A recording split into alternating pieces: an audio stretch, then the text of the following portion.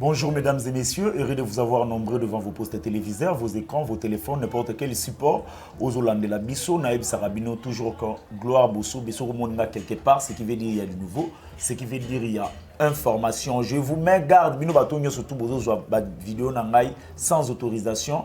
Ngana c'est pour monnaie pour na kitaraati ba place à beaucoup d'informations. Bino Bozo sur ma vidéo pour na botia pana Bino. Mais si bino bo s'abonner plus na ba chaîne na biso oyoyo bozo landa biso bipa etozo leka et kozala vraiment malamu naza awawa qu'est-ce qui se passe na Katia PPRD Jimmy Ngalas Shada Mbutu maintenant il a gagné bitumbo yo na otikala parce que pendant que bango ba bunda ba musulman baza wapi baza na Shadari to bazana Jimmy Ngalas. Je suis avec Moko Yaba Imam, principalement Maramnaye, les Amamboa, PPRD. Mais Makamnaye, pour tout celui-là, les Amamboa, Italie, les musulmans, moi, Mouké. Mais tu touches peu point wana parce que les musulmans peuvent baza poids na Katia PPRD. Naza et pas Imam Jafar, yi mbolandara et moi mingi na ba itando ike, mais le lopé à Salibso Ngulu, il y a koleka na Congo positif. Yango to ko meka un peu ko pesa yembote bonjour bonjour Gloire Bossobe bonjour mam boni santé santé normale moi santé normale oui moi kala makasi mais tozali oui tozali bino ba musulman tango bozo mona ba situation so ezoleka na mboka nzambe na bino bo sambela raete non biso ba musulman c'est connu que dans la religion mon côté ou dans la moi ordre à prière quotidienne.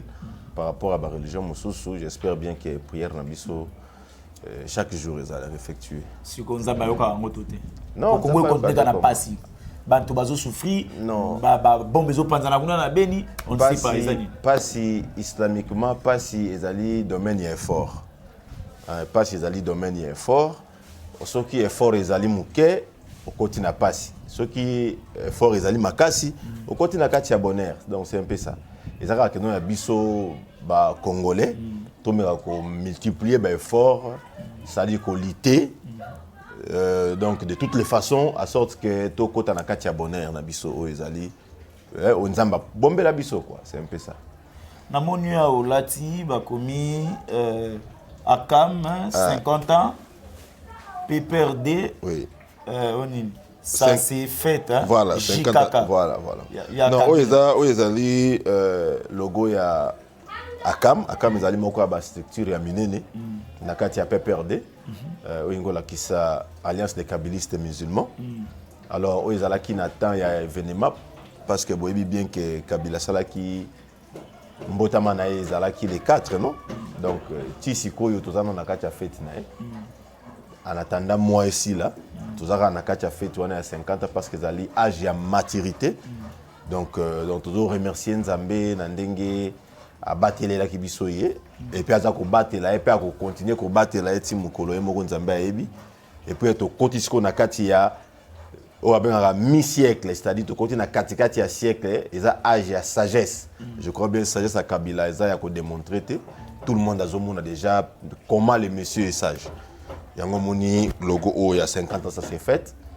Donc tout ça toujours na kati ya sengo wana ya bénédiction onzambe ya siliko pesa biso ya kozwa sage moko boye na kati ya dans un sage et puis ali premier président à vie hein au hasard vivant après mandat na kati ya Congo depuis histoire ya monde des alamonde na Congo depuis histoire ya monde des alamonde oui il m'a dit ti olo bon moi te na otalo kimia et mon oyo kilo mawa nazo ebate do moment batutu bakimi moment batutu babimi na FCC moment batutu ba ebi ke no kuna ezesu elokote babinyoka déjà kufi mokila rande zoningana yozo ke ndoko mikotsa makasi ozotanga kombo Kabila ozo mona teke au père non moni na kati ya vie na kati ya vie to bata islam parce que na islam déjà boyebi notion ya trahison eza vraiment interdite. Donc notion de trahison dans le islam, topé ya versatilité, est interdite. C'est-à-dire oyo ezali ya versatilité, c'est-à-dire mutumo aza stabilité dans l'islam ezate. Donc biso doit très traité. On était avec Kabila pendant son pouvoir, on est avec lui pendant qu'il n'est pas au pouvoir et puis nous serons avec lui. Non, ils ne seront pas Kabila zana jeune makasi. Donc Kabila a encore le temps. Il y a travailler. Vous imaginez Oyo, après 5 ans Oyo, na mandat du président Koti. Donc jusqu'à après 5 ans Oyo, donc Kabila a 53 ans. Tu imagines, Kabila a 53 ans, bien 52 ans et demi. Vous comprenez? Alors, mandat Oyo Kabila a kozonga le sous-président avec 53 ans. Vous avez un avantage. Donc, Azana nous gêne, Azana Makasi. Bah, pas la télévision, moi, ni mutuso Azana ndawa landi. Non, on pose la télévision, ça y est, moi, panzi amu. Te mutu azo comprendre le tenda la télévision. Oh, ah oui. Mamie no lo bawana. Naza clair dans le but que non, Kabila, pour l'instant, on a 50 ans. Donc, ce qui fatigue, chef de l'État, auto saluer avec tous les respects, parce que nous sommes musulmans. On ne passe pas à la télé pour insulter le chef de l'État. Non. Chef de l'État, Azo Sala Moussala Nae, Azana 5 ans Nae, ou Azo Sala 5 ans. Après 5 ans, Kabila Zongi. Azaka na 53 ans, donc ils ont gloire pour Nabiso. Donc, ils ont gloire pour Nabiso. Ndeka, comme on a la gloire Bosobe. Donc, Biso est la gloire Nabiso. On Nzamba, Pessi Biso Kabila. Donc, on a retourné en 2023. Donc, sans négociation, donc sans débat, donc c'est Kabila au pouvoir. Ah non, est-ce que vous avez Makambo Ngana, Oyokawa, Tonin? Non, parce que quand je parle de Kabila, nous sommes des kabylistes musulmans. Kabylisme, c'est une idéologie. Il ne faut pas comprendre. Idéologie. Mais il faut pas comprendre. Mais comprendre, mais Kabila, est une idéologie mobimba. Alors, idéologie à kabylisme, c'est premièrement amour dans la patrie. Et puis ne jamais trahir le Congo.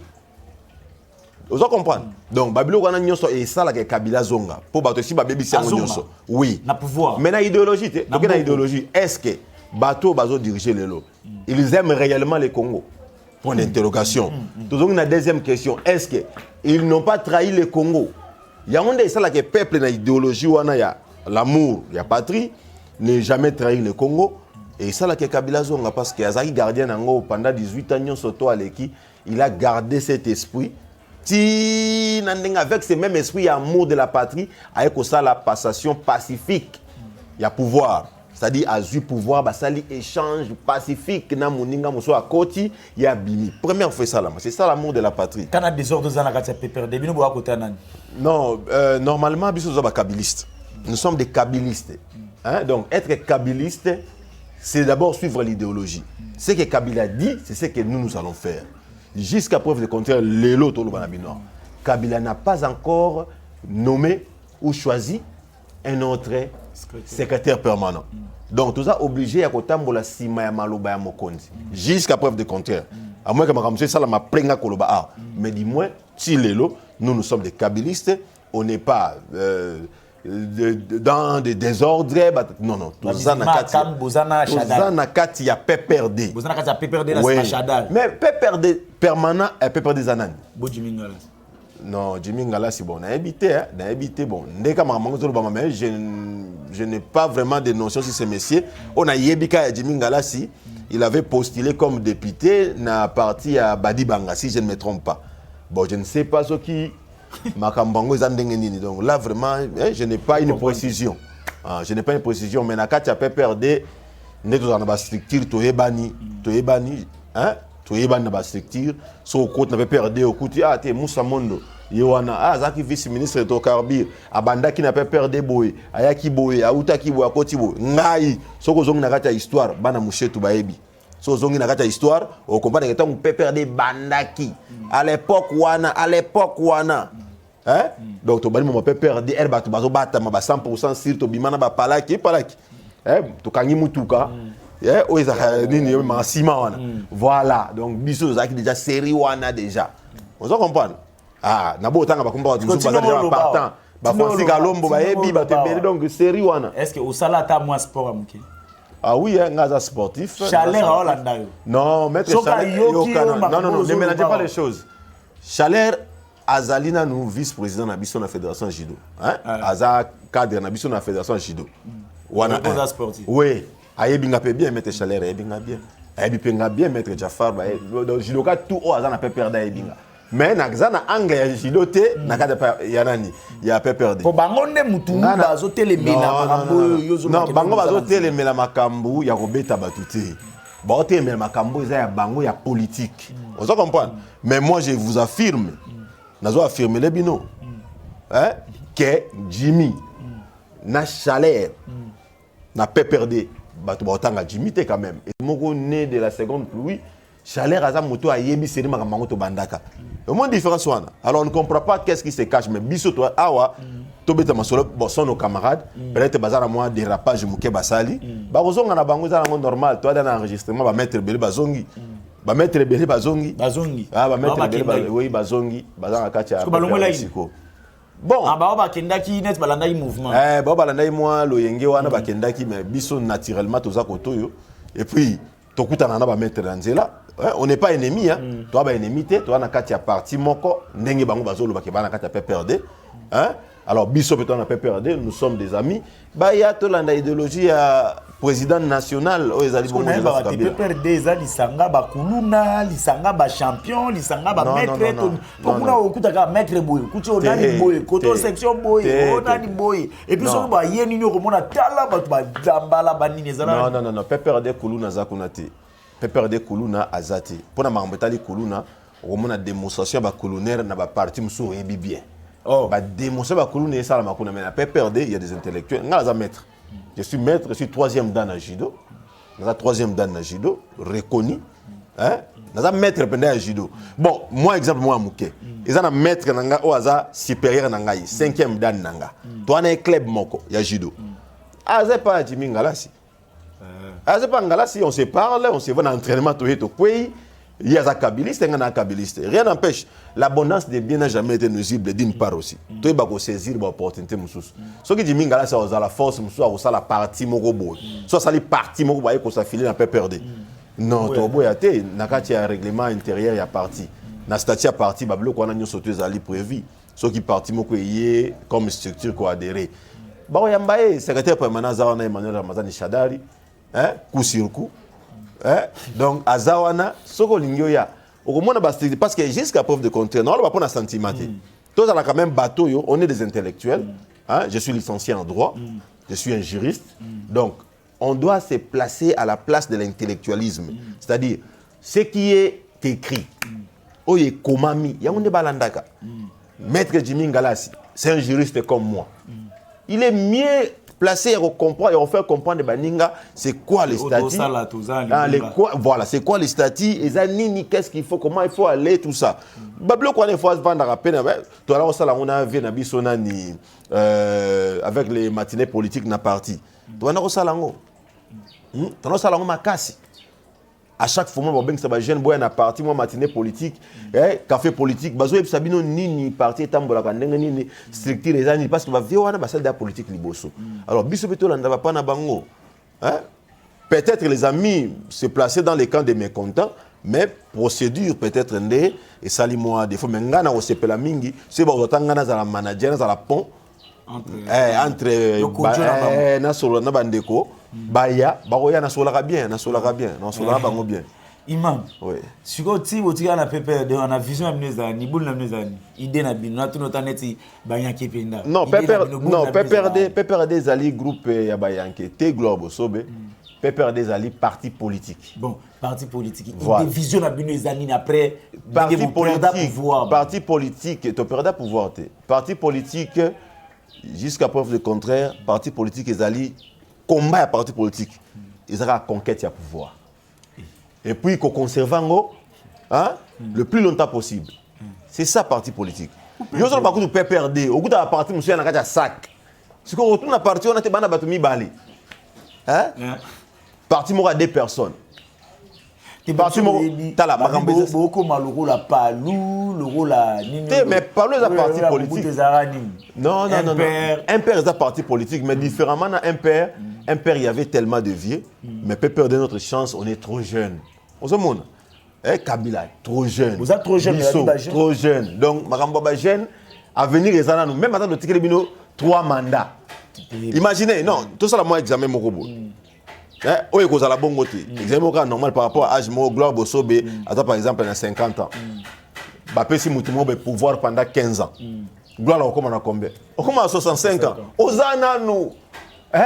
Moi, je félicite Venabiso, Mikolo, nos vieux, nos professeurs, des éminents professeurs comme Kengo Adondo. Si les lois Azali n'a qu'à scène politique. Alors, ceux qui ont 90 ans, 80, si vous avez Nini, pour Oyo Italie, Joseph Kabila. Donc l'avenir est meilleur pour nous. Donc nous espérons de bonnes choses. Mais en réalité, kuna bozate pona ya ba jeune boza kuna belé bozate pona ndenge tout monde rabato mususu ndenge bazalaki. Je donne un exemple. Polémique était ndenge tout monde na IDPS, baza en opposition mbongo ezate ni ezate mais ba lingi et puis ba obunda pona yango. Mais bino ba bibino boza kuna plus pona mbongo. Non, c'est faux. Ngai so na biso date na kota ki PPRD. Et ça pour mbongo te, je n'ai jamais travaillé pour un compte à PPRD. Non, je suis dans mes affaires privées. Hein? Na idéologie à pas. Il ne faut pas comprendre parti Zanini. Hein? Koluka mbongo bezani. So lingo luka mbongo. Parti za ONGT. Vous comprenez? Parti za Asbelti. Parti zali parti politique. Pour ça la conquête du pouvoir. C'est ça un parti politique. Alors, ce qu'il y a un parti pour le bakeno mbongo, et ça, au salaire pour ngai. N'avait na PPRD na tikali kozwa mbongo mogote boye sokinini non est-ce que nous avons nous vendara bo mona apesu bo kanisa sou Kabila na pouvoir na trône oui to kanisa te to ça za kuna te o ke bogote to kanisa te za logique c'est normal la logique c'est une question de la cohérence hein vu ce que nous voyons Kabila mérite de retourner à sa place. Est-ce que c'est 2021 l'élection ça a été beau non on est à chimérique.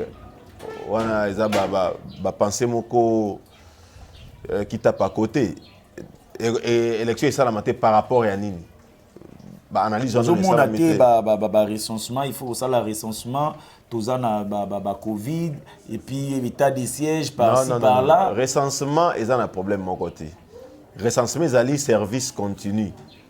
Oh, il y a l'État, il faut ça là. Ce n'est pas que ça, et le moment où bloqué ma cambo pour l'élection ça la matin. Non. Recensement partout au monde. Chaque année, il y a des enfants qui quittent leur minorité pour aller à la majorité. Hein? Moi, je suis âge mineur, à côté, il y a âge majeur. Alors, est-ce qu'il faut chaque année de bloquer? Non. Il y a une structure de manière communale. Il y a une commune, commune a été habitant. Commune a inscrit graduellement. Même matin, il y a 3 ans, même matin, il y a 2 ans, même il y a 1 année. Les gens passent 1 à 1 à la commune, qui va s'enregistrer. On faisait ça non, à l'époque. Peut-être que Gloire Bosso, vous avez une carte verte à un père. Nganzamba Edenga, Nazwaka, on a Soukawana. On a marqueur noir. Il y a plastique, il y a vert. C'est ça. Il y a une carte. Est-ce que tout est-ce qu'il y a identification de la carte? Il y a Zahir. Carte pour citoyen, on appelle ça carte pour citoyen. Carte pour citoyen, c'est un procédure au Kangamboka. Aucune commune va identifier aux Alakawapi, aux Tuapi, chef de riz Azali. Quand on a structure Azali, chef de riz à Sangisi, il y a venu à l'équipe de la commune, de manière structurée. Si il y a carte, ce n'est pas bloquer les élections à cause de la carte. D'ailleurs, tu chances si aux Zonabino ezate, n'engi batum sosu bazolo parce que président Kitsi Bilora kolia ba socio-économique qui na $10, ba carton socio na $10, ba biloko so pesa ko kita. Problème ezate, mamba ko laka to laka mingi. Hein? Ko laka boy, keloko boy koma boy. Yo comme il na niveau boy te yo moni déjà gouvernement ba lobela makambo aseni ni. Non, ko loba bazolo chaque jour. Ko loba malobeza na munoko. Mais misala ndé problème, wenzango ba wateka soso ngo wapi. Ce sont les gens qui ont été tchébou to l'accès na TV. Ce qui est koyaka. Ça va pas de problème. Il y a kalamingité. Problème exacté. On a kalamingité, on est bandi kalamingité. 100 jours et comme 300 jours, 400 jours. Alors que 100 jours, avec une précision. Et bon, on se ba petite précision. 100 jours, bah tant na 1 2 3 tina 100. Mais les cas 100 jours, comment ti le lot lo ba awa na Pascal saute mouton, bah comment ça makamusu so ba cha c'est pas. Donc c'est compliqué. C'est compliqué, Gloire Bosso. Tout le monde a un soso. Après tout, Bilo Kopia a sosoté. Bilo Kopia a sosoté. Pas de problème. Souven Abisso, Gloire Bosso, Souven Ngai Jaffa, ils ont peuplé à bien. Le peuple se retrouve. Le peuple s'est retrouvé alia, amela, atambola malamu, a voyager malamu, atambola na kimia. Yo koloba na ngai biloko koya banda mboko ezala mboko au Congo. Première fois tout le monde a avenir à Mounene, Sali Mabulu, avenir à Makadam, Baché Brikayou. Baché Brikayou. On a wapi. Ah, mais ça, Moussika, t'es tambola na Kinshasa. Si je donne l'exemple, na avenir Kasai par exemple. Hein?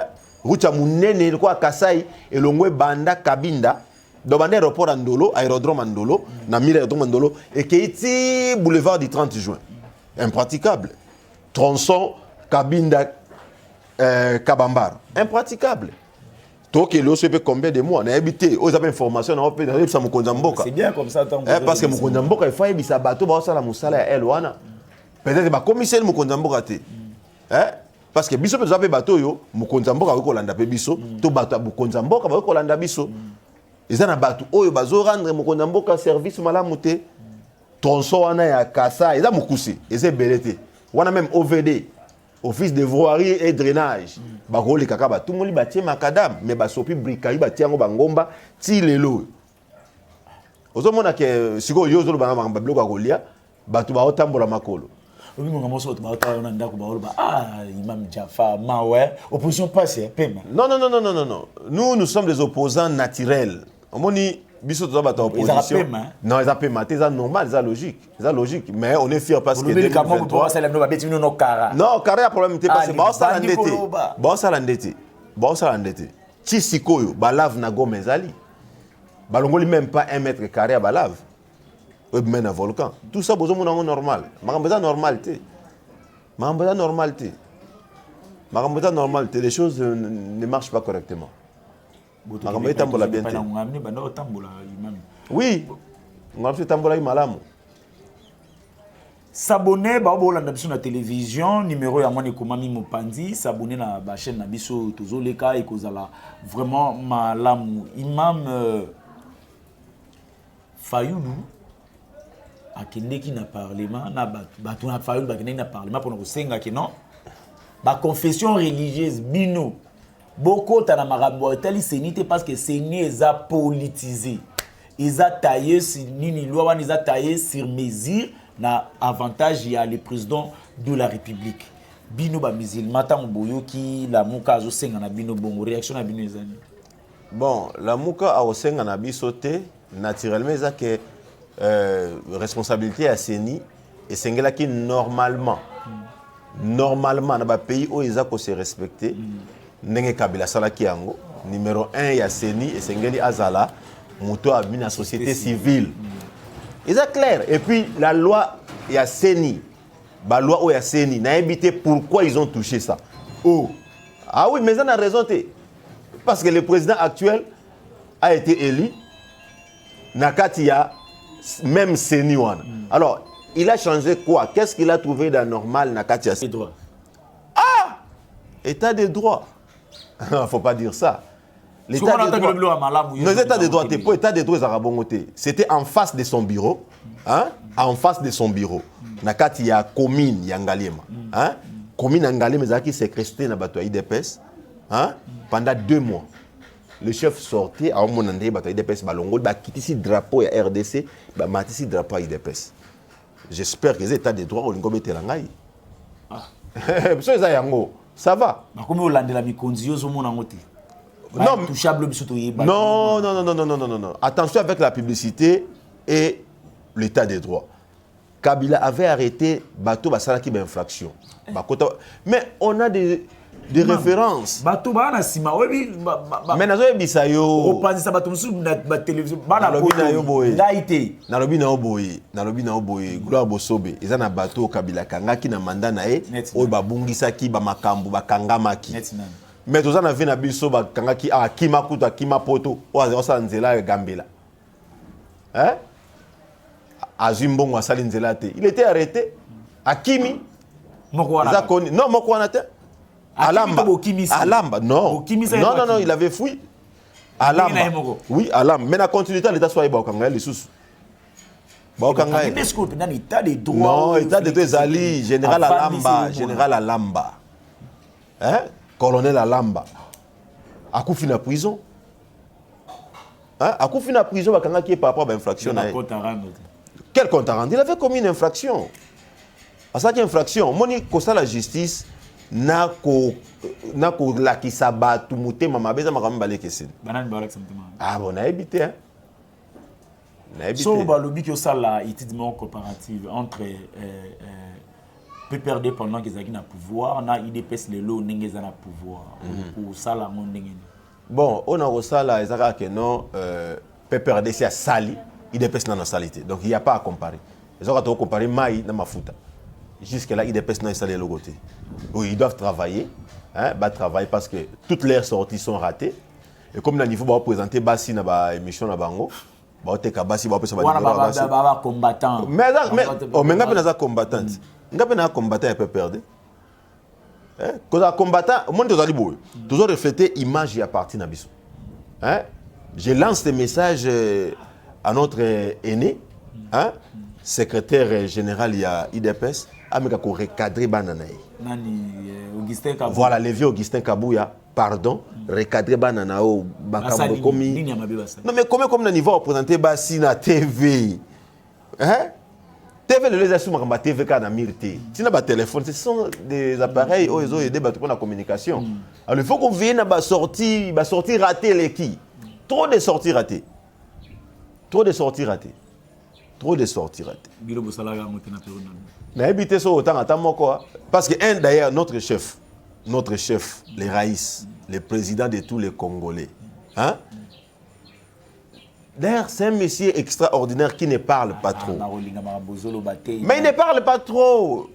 Il n'est pas bavard. Il y a l'ingami ko sala.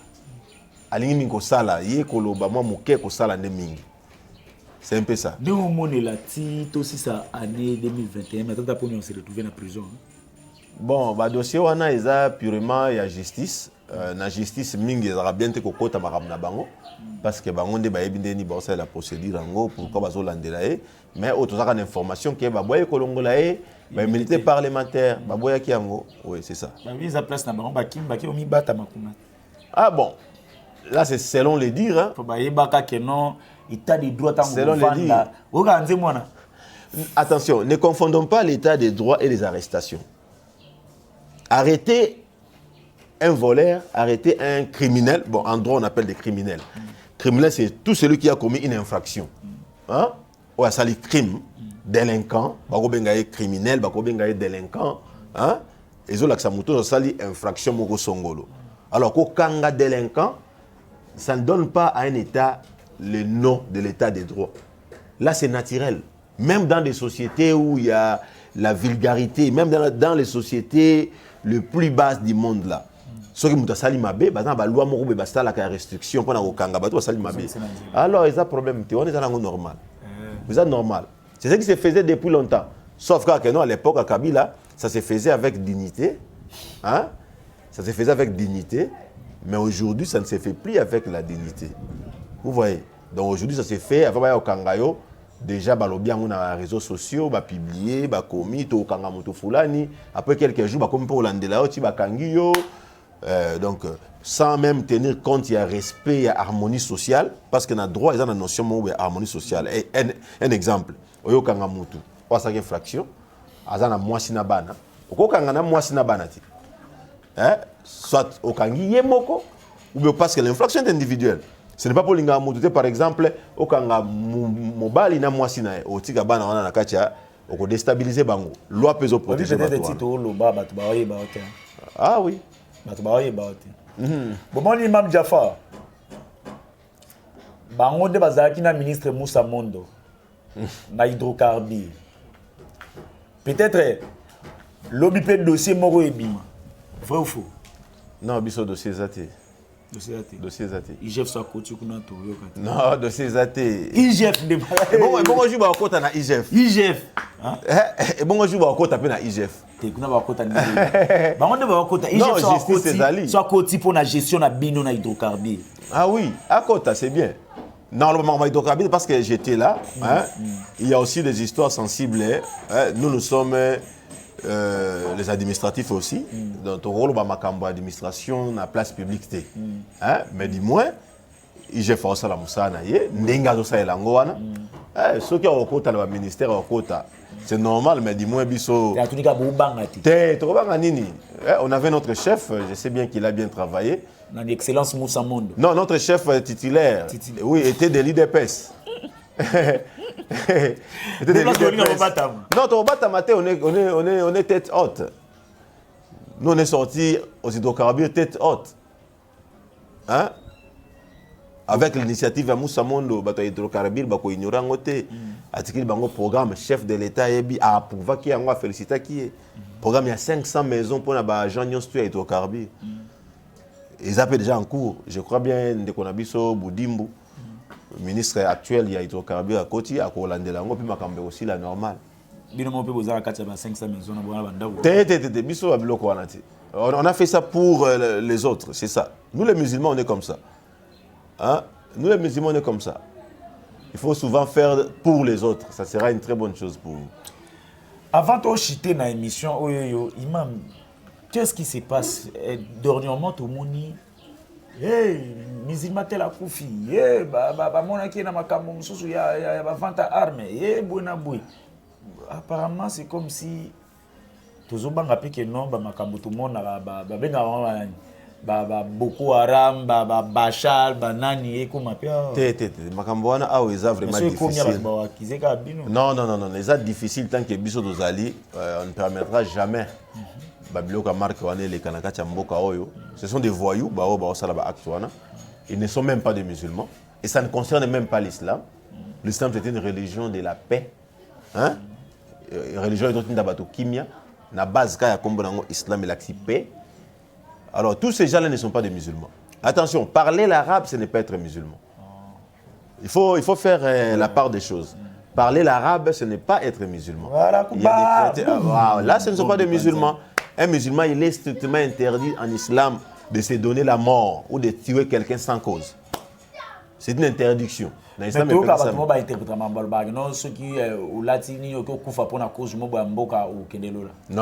ça c'est une incompréhension.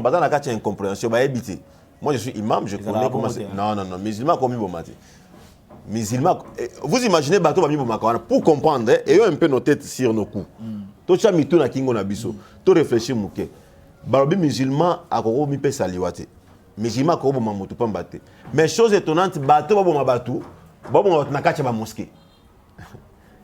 Comment un musulman, moi analyse morale logique. Comment un musulman ko boma mutu na kacha mosquée? Voilà, point d'interrogation. Donc ce ne sont pas des musulmans. Baebini ni baolu kabako c'est l'islam. Ce ne sont pas des musulmans. Merci. Ce sont des voyous. Ce sont des voyous. La population bon, population, ils ont que non cap d'Abisso Ezali 2023. Comme il y a Kokota dans 2023, peuple Nyon tout azala posé, hein, tout s'est préparé pour l'élection Ezoya. Je crois bien Joseph Kabila Kabang ici à Pessibiso pas.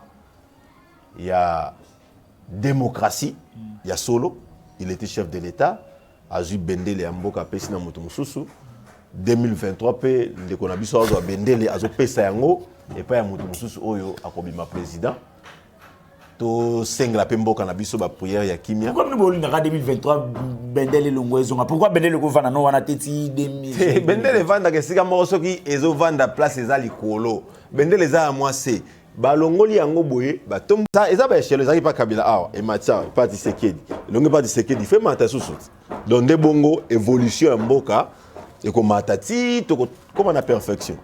Donc soué na ngezali to sengela pe mboka na biso ba prière ya kimia et puis bandeko na biso baza na est.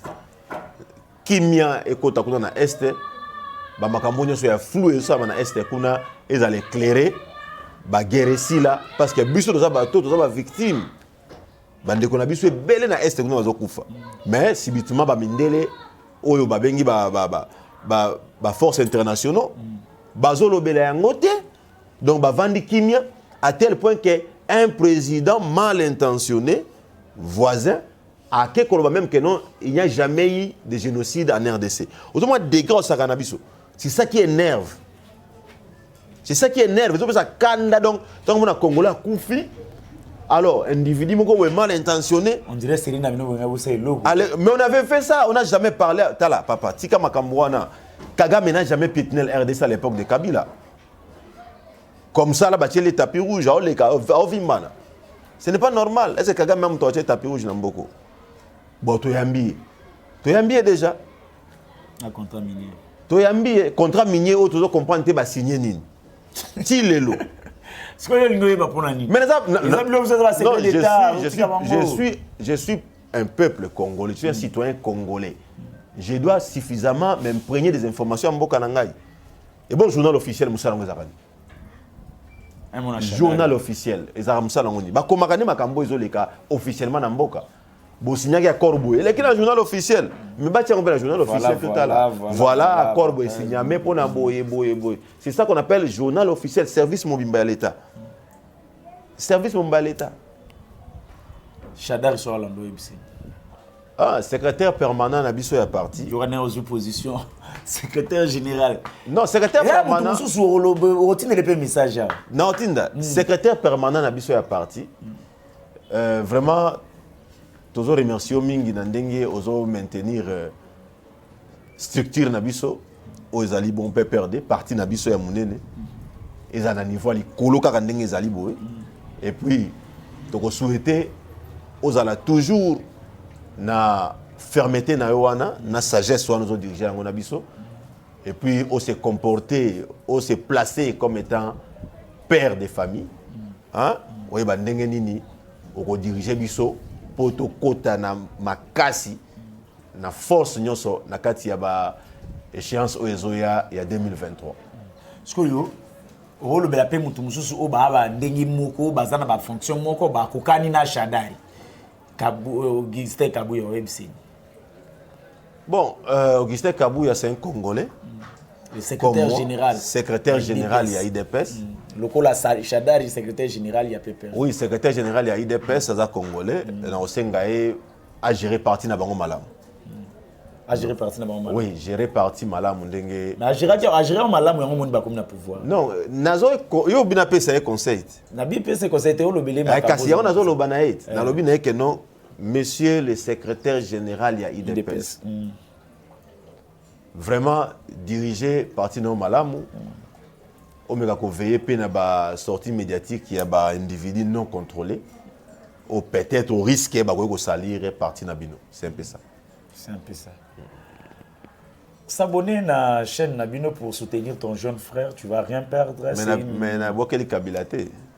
Les Raïs, le président national. Il y a le Baraniti. Mais il y a quoi? Il y a